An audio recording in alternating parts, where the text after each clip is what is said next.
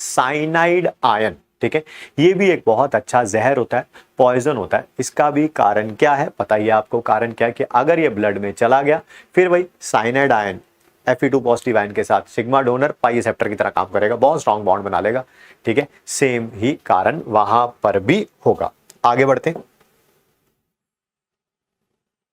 Start कर रहे हैं बेटा हम IUPAC nomenclature of coordination compounds, ठीक।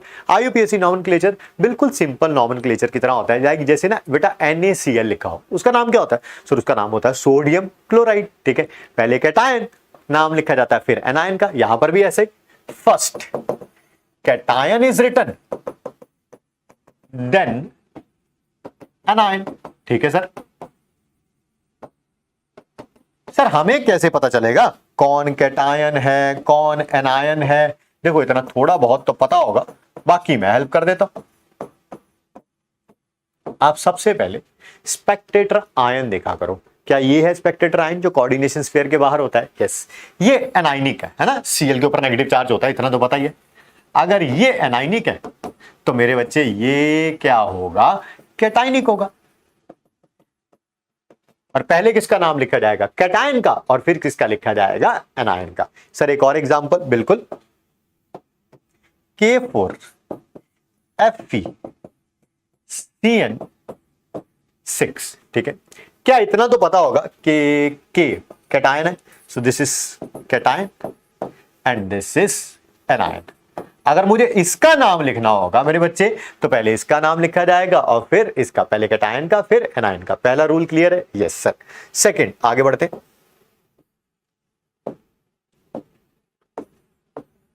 इन कोऑर्डिनेशन स्फीयर, जब कोऑर्डिनेशन स्फीयर का नाम लिखेंगे,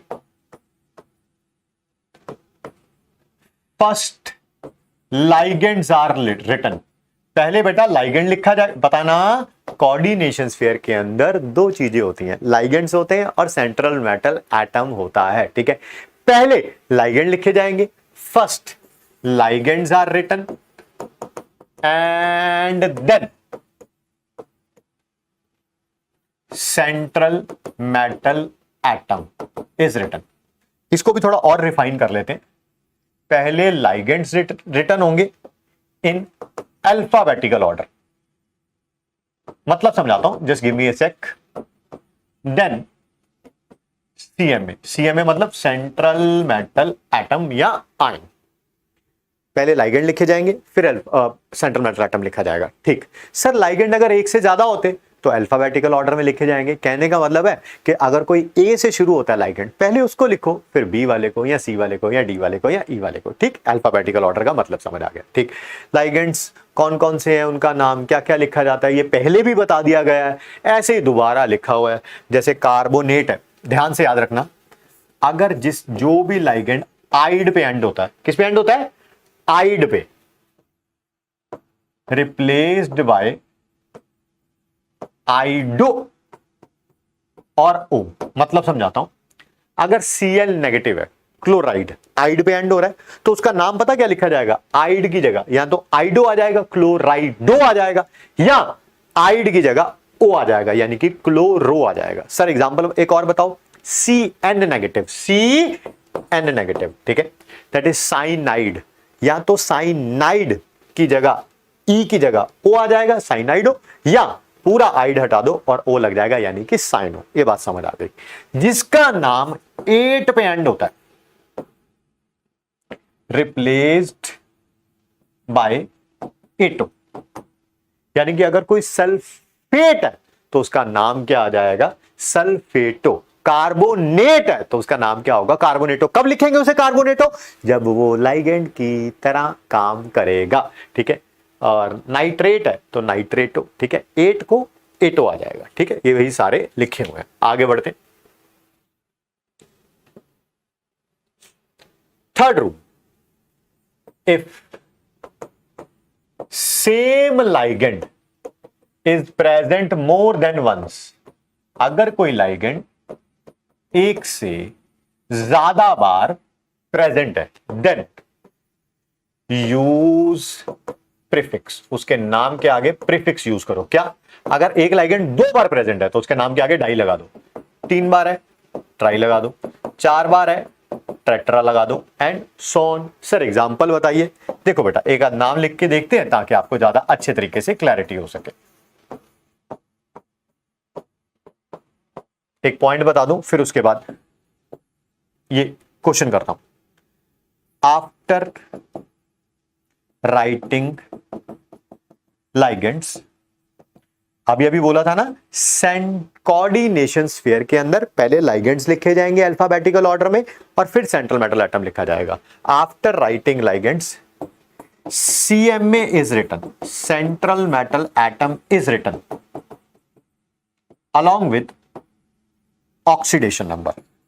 सेंट्रल मेटल एटम लिखा जाएगा और साथ में उसकी क्या लिखी जाएगी? Oxidation number. जैसे ये देखिए, क्या सबसे पहले हम लोग चेक कर लें, ये कैटायन है और ये एनायन। पहले कैटायन का नाम लिखा जाता है बेटा और फिर किसका लिखा जाता है? एनायन का लिखा जाता है। तो पहले कैटायन फिर एनायन। एग्रीड। दूसरी बात, क्या यहां पर सेंट्रल मेटल एटम है और लाइगेंड है? यस सर, पहले लाइगेंड लिखा जाता है फिर सेंट्रल मेटल एटम लिखा जाता है। ठीक है, लाइगेंड्स अमीन, यहां जब भी अमोनिया लाइगेंड की तरह यूज होता है उसका नाम होता है अमीन, और अमीन के स्पेलिंग होते हैं AMMINE। अमोनिया जब भी लाइगेंड की तरह यूज होता है तो उसका नाम होता है अमीन, और अमीन के स्पेलिंग होते हैं AMMINE। लिखा हुआ है पीपीटी में जो अभी आपने देखी थी। कितने अमीन है? हेक्सा, 6 बार है ना, हेक्सा अमीन। क्या लाइगेंड्स लिख लिए? यस। उसके बाद सेंट्रल मेटल एटम लिखो, कौन है? Cobalt is written along with its oxidation number in Roman numerals। ठीक है, मुझे इसका ऑक्सीडेशन नंबर निकालना आता है सर, अभी थोड़ी देर पहले सिखाया था। X अमोनिया का 6 × 0, क्लोरीन का 3 × -1 इज इक्वल टू 0, यानी कि X कितना आ जाएगा? +3। लो भाई आगे। क्या यहां तक क्लियर है? पहले लाइगेंड्स फिर सेंट्रल मेटल एटम, उसका ऑक्सीडेशन नंबर, बाद में पूरा कैटायन लिखा गया। यस, उसके बाद क्या लिखेंगे? एनायन। एनायन क्या है? Cl negative. क्या नाम होगा उसका? क्लोराइड। अरे सर अभी तो आप कह रहे थे कि क्लोराइड अगर होगा तो उसका नाम क्लोराइडो लिखा जाएगा या क्लोरो लिखा जाएगा। कब? जब वो लाइगेंड की तरह काम करता। ये तो किस तरह काम कर रहा है? स्पेक्टेटर आयन की तरह। लाइगेंड की तरह कहने का मतलब है अगर यही Cl अंदर होता, कोऑर्डिनेशन स्फीयर के अंदर होता, तब मैं इसका नाम लिखता, या तो क्लोराइडो लिखता या क्लोरो लिखता। ठीक है, उसके नाम के आगे वो भी लगाता ट्राई, क्योंकि 3 बार है ना, ट्राई क्लोराइडो या ट्राई क्लोरो लगाता है। बट कोऑर्डिनेशन स्फीयर के बाहर है, स्पेक्टेटर आयन का सिर्फ नाम लिखा जाता है, दैट इज क्लोराइड। कोई बाई ट्राई टेट्रा वगैरह नहीं आता। 1-2 क्वेश्चन और करते हैं ताकि आपका कॉन्फिडेंस थोड़ा बिल्डअप हो सके, बट मेरे ख्याल से 1-2 रूल बता लें। चलो क्वेश्चन स्टार्ट करते हैं, या रूल बताते हैं यार एक ना, एक और सुनो। If coordination sphere is anionic, अगर कोऑर्डिनेशन स्फीयर एनाइनिक हो, then central metal atom's name ends with 8। अगर कोऑर्डिनेशन स्फीयर एनाइनिक है, पहली बात, तो सेंट्रल मेटल एटम का नाम के एंड में क्या आ जाएगा? 8 आ जाएगा। और 8 भी पता कहां पे आएगा? दैट ATE कब आएगा? उसके what do you call it, Greek name के साथ। मैं समझाता हूं। जैसे मान लो सेंट्रल मेटल एटम जो है वो क्रोमियम है तो उसका नाम हो जाएगा क्रोमेट। अगर जिंक है तो उसका नाम हो जाएगा जिंकेट। सर अगर सिल्वर है तो इसका नाम हो जाएगा अर्जेंटेट। सिल्वरेट नहीं भाई, ग्रीक नेम, आप ग्रीक कह लो, रोमन कह लो, जो भी नेम्स होंगे इनके अलग अलग कैटेगरी में, हमें क्या लेना देना। अगर sir central metal atom gold हो, दूसरी बात, ठीक है, ये एनाइनिक स्फीयर हो, कोऑर्डिनेशन स्फीयर एनाइनिक हो, तो इसका नाम गोल्ड नहीं आएगा, इसका नाम आएगा ऑरेट। सर और कोई बताओ, और कोई कौन सा है? जैसे निकल, निकलेट। सर अगर लेड होता, लेड तो होता प्लम्बेट, है ना। और बताओ सर, और कौन सा रह गया, कोई और आपके माइंड में आ रहा हो? हाँ, कॉपर होता, क्यूपरेट, ठीक है, मरकरी होता, ठीक है। तो उसी हिसाब से हम सबके क्या लिख देते, नाम लिख देते, ठीक है। अब आगे बढ़ते हैं, एक क्वेश्चन इसका कर लेते हैं, फिर उसके बाद आगे और क्वेश्चन ही कर रहे हैं अभी इसके, बट एक क्वेश्चन इसका कर लेते हैं, थोड़ा सा ना आपको कॉन्फिडेंस आ जाएगा। अच्छा हाँ, एफ ही होता तो नाम हो जाता ferrate. Please have a look, मुझे इसका IUPAC नेम लिखना है। मेरे बच्चे, सबसे पहले आप चेक करिए, ये जो कोऑर्डिनेशन स्फीयर है, क्या ये एनाइनिक है? यस। ये जो है कोऑर्डिनेशन स्फीयर से पहले ये क्या है सर? ये है कैटायन। तो पहले किसका नाम लिखा जाएगा सर? पहले कैटायन का, फिर एनायन का, ठीक। सर कैटायन का नाम क्या लिखूं? ट्राई पोटेशियम लिखूं? नहीं, ये स्पेक्टेटर आयन है, स्पेक्टेटर आयन का के नाम के आगे बाई, ट्राई, टेट्रा, पेंटा नहीं आता है, सिर्फ क्या लिखूंगा? पोटेशियम। क्या लिखूंगा? पोटेशियम, पहला लेटर कैपिटल, बाकी सब स्मॉल। क्या ये कोऑर्डिनेशन स्फीयर है? यस। ये एनाइनिक है? यस। कोऑर्डिनेशन स्फीयर में ये पता है ना, लाइगेंड्स हैं, और ये सेंट्रल मेटल एटम है। पहले क्या लिखा जाएगा? पहले लाइगेंड्स लिखे जाएंगे, दैट इज 6 है, तो हेक्सा।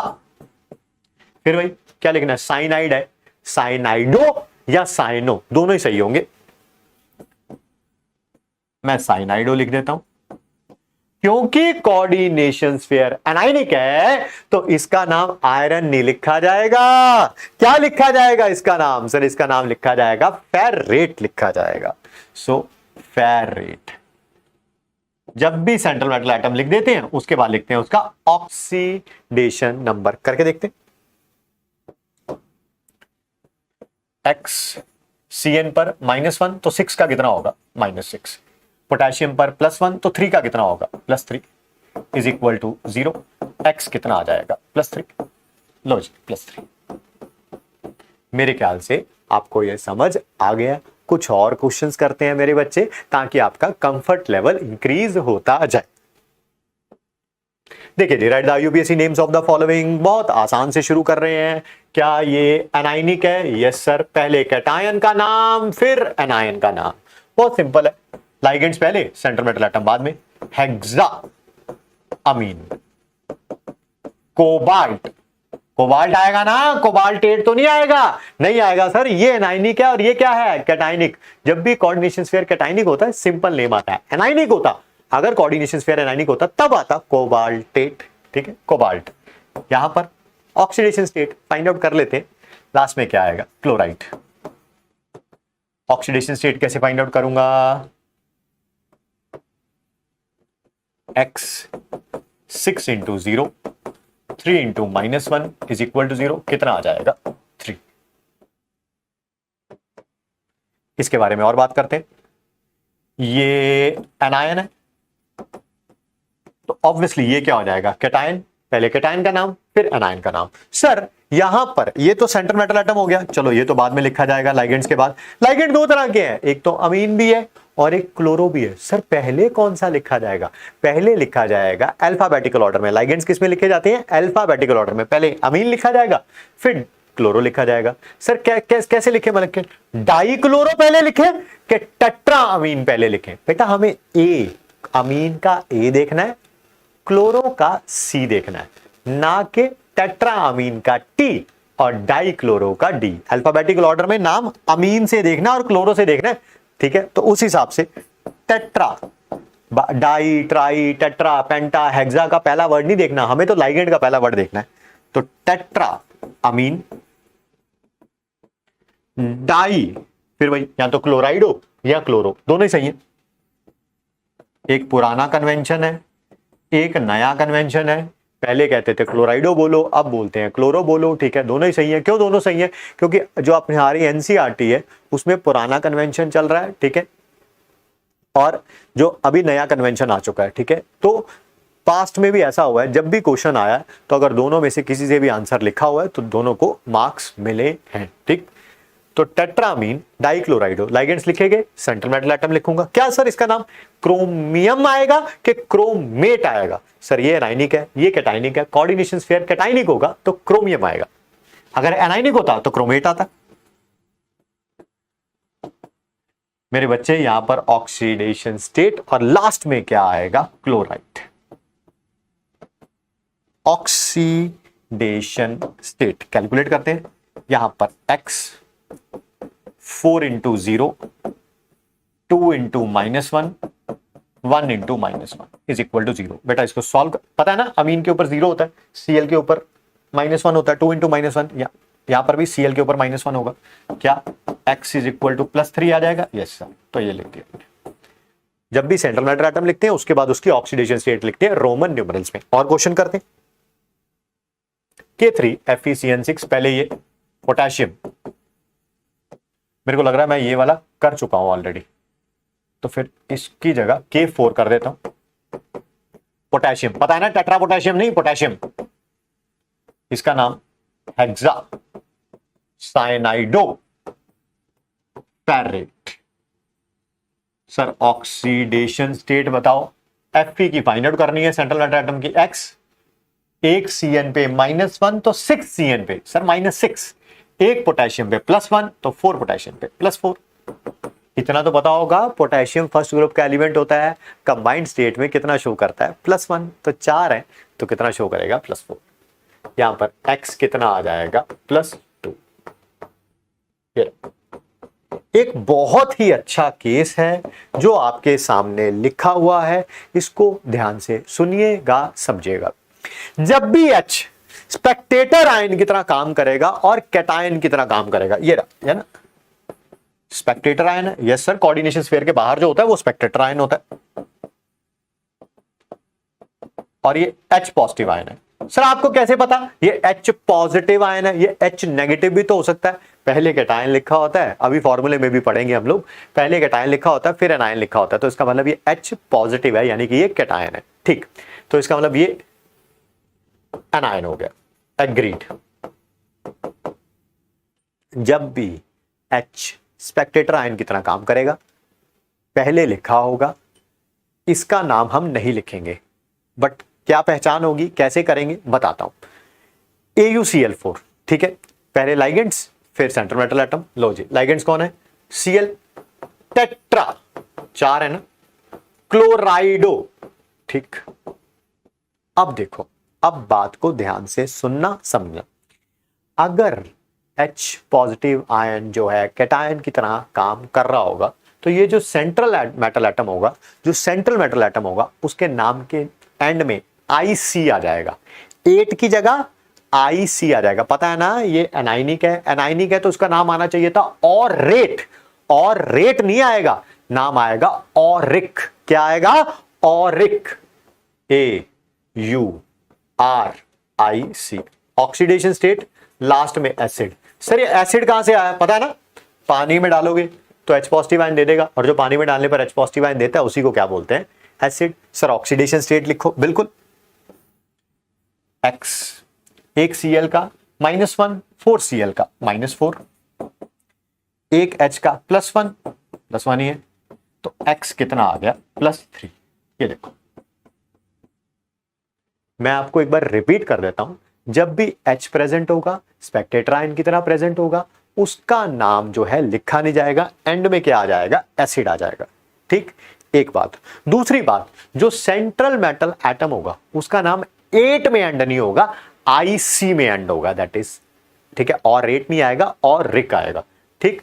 सर कुछ कुछ समझ आ गया, एक और एग्जांपल करा देते तो मजा आ जाता। बिल्कुल जी, ये देखिए, हम जानते हैं, ठीक है, इतने टाइम से पढ़ा रहे हैं तो ऑब्वियसली आपकी जो भावनाएं हैं उनको समझते हैं। आप एक बार इसे ट्राई करिए, मैं तब तक पानी पी लेता हूं, ठीक है।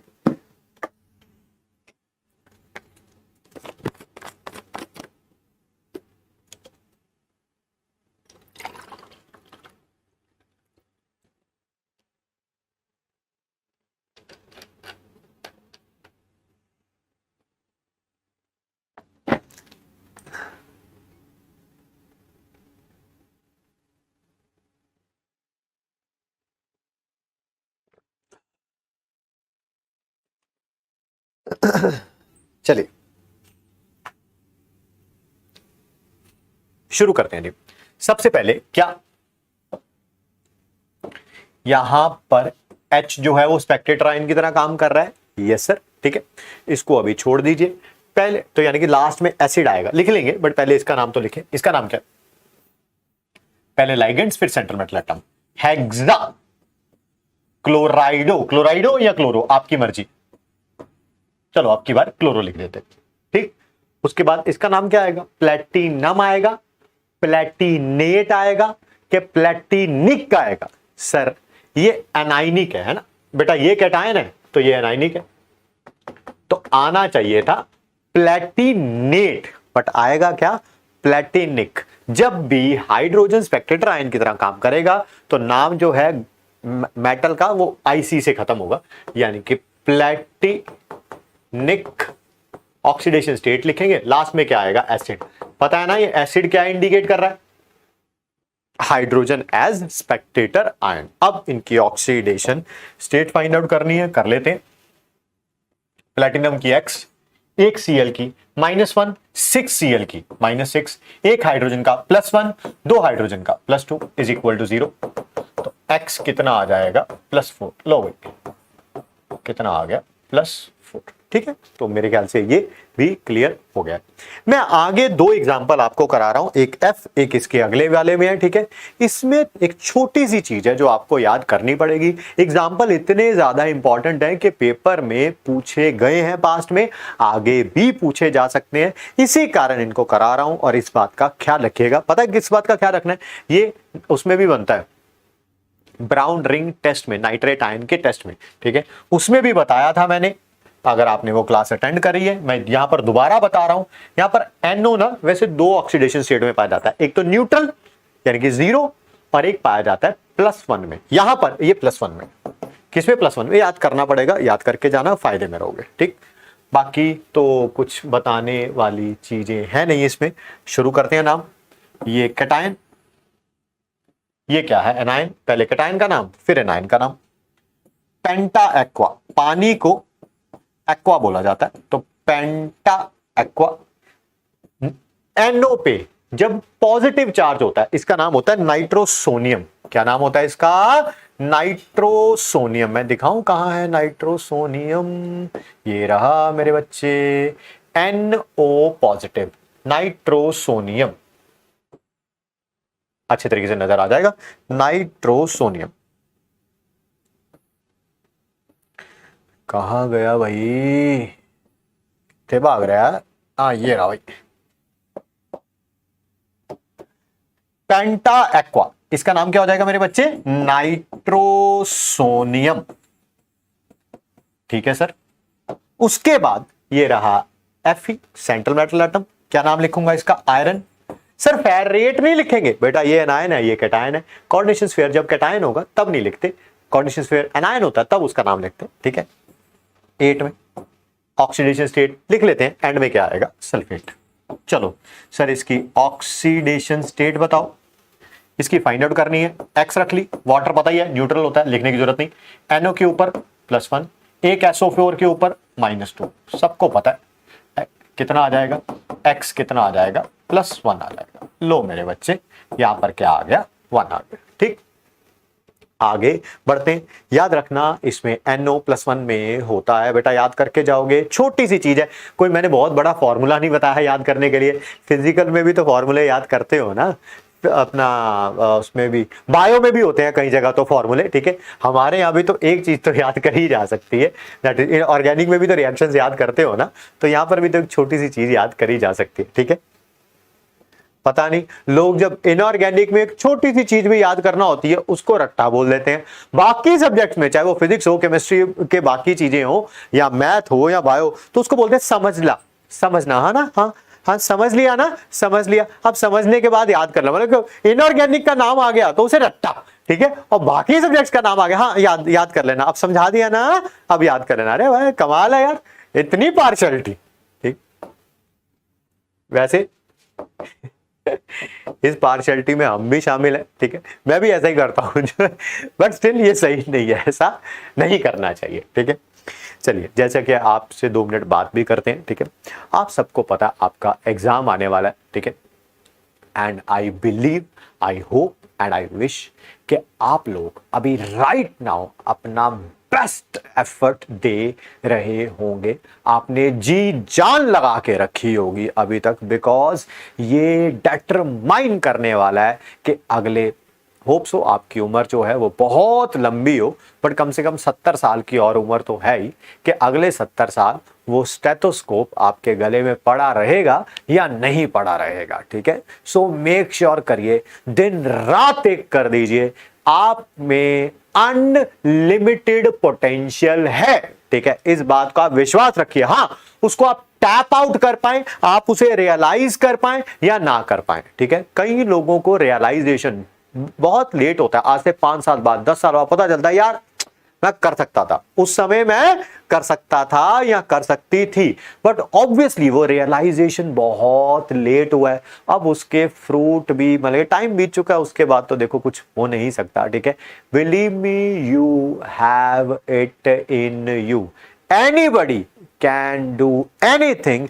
एक बस बात वही है कि आपके पास उतनी मेहनत करने की शक्ति जो है उसको आप अनटैप कर लें, है ना। नहीं तो कई जाने जो है वो मतलब कि उसको अनटैप ही नहीं कर पाते और पूरी उम्र बीत जाती है। कई जाने कर लेते हैं आज से 5 साल 10 साल बाद, पर तब तक टाइम बीत चुका होता है। सो मेक श्योर करिए कि आप मेहनत मेहनत मेहनत और जितनी कड़ी मेहनत कर सकते हैं करिए, ठीक है। और मुझे पता है आप उन बातों को सुन भी रहे होंगे। वापिस आते हैं टॉपिक की तरफ, आगे बढ़ते हैं मेरे बच्चे। एक ये भी एग्जाम्पल है, इसमें भी एक छोटी सी बात याद रख लीजिएगा कि NO+1 में है, बस खत्म। थोड़ा नजर नहीं आ रहा वो NO, कलर चेंज कर लेते हैं। NO+1 में बस बेटा खत्म हो गया, बाकी तो फिर पता ही है क्या लिखना है इसका नाम। सर सोडियम, सर लाइगेंड्स में सबसे पहले कौन सा लिखा जाएगा अल्फाबेटिक ऑर्डर में? इसका साइनो, इसका नाइट्रोसोनियम, तो पहले साइनो, पेंटा, साइनो, नाइट्रो, सोनियम, आगे क्या आएगा सर? Fe, आयरन लिखा जाएगा, फेरेट लिखा जाएगा कि फेरिक लिखा जाएगा? सर ये एनाइनिक है, और जब भी एनाइनिक होता था उसके नाम के एंड के पीछे क्या आता था? फेरेट। सर ऑक्सीडेशन स्टेट भी बताई दो, लगे हाथ। XCN, 1 के ऊपर -1, 5 के ऊपर -5, +1 +2, कितना आ गया मेरे बच्चे? X कितना आ गया? दैट इज 3, और 5 इसमें से गया तो 2 आ जाएगा, दैट इज, ठीक है। तो ये रहा हमारा नॉमेनक्लेचर के बारे में, बहुत सारी चीजें कराई, एग्जाम्पल कराए ताकि आप एक कंफर्टेबल जोन में रहें।